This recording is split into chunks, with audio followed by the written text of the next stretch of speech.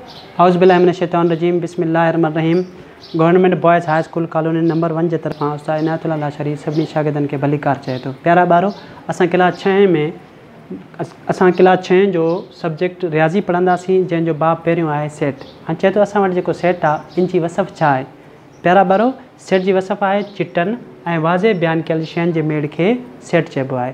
चिटनि ऐं वाज़े बयानु कयल शयुनि जे मेड़ खे सेट चइबो आहे। चए थो असां वटि सेट जी वसफ़ जे अंदरि 3 क़िस्मनि जा इस्तिलाह शामिल आहिनि। पहिरियों जेको इस्तिलाह आहे उहो आहे चिटनि, ॿिए नंबर ते आहे वाज़े बयानु कयल, 3 नंबर ते आहे शयुनि जे मेड़।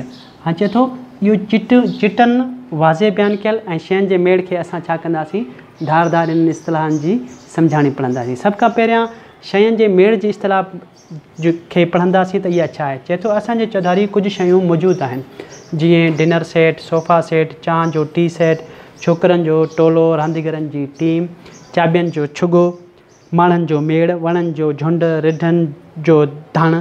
चए थो इन में जेके मथियां लफ़्ज़ आहिनि सेट, टोलो, टीम, छुगो, मेड़, झुंड, धण, ऐं इहे छा कनि था, शयुनि जे मेड़ खे ज़ाहिर कंदा आहिनि। यानी सेट में शयुनि जूं मेड़ हूंदा आहिनि। जॾहिं कंहिं शयुनि जो मेड़ हूंदो त असां उनखे छा चवंदासीं पुटु, सेट चवंदासीं। ॿिए नंबर ते असां वटि आहे वाज़े बयानु कयल। कंहिं बि सेट खे का ख़ासि ख़ासियत ज़रूरु हुजे थी जंहिंसां उहा आसानी सां सुञाणप में अची सघे थी, त उहा शइ उन सां तालुक़ु रखे थी या न। हाणे असां इन जी मिसाल जी वाज़े कंदासीं त असांजे स्कूल 6 क्लास जा शागिर्द आहिनि। इहे मेड़ वाज़े बयानु कयल आहे, छो त न रुगो असांजे स्कूल जा 6 क्लास जा शागिर्द इन सेट सां तालुक़ु रखनि था।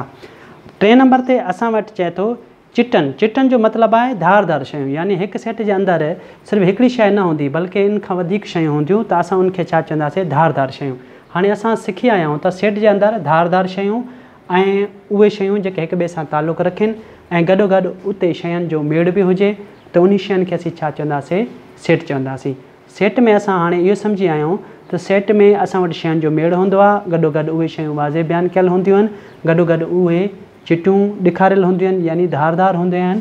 त इन्हनि सभिनी शयुनि खे असीं छा चवंदासीं, सेट चवंदासीं। सुभाणे थी, ख़ुदा हाफ़िज़।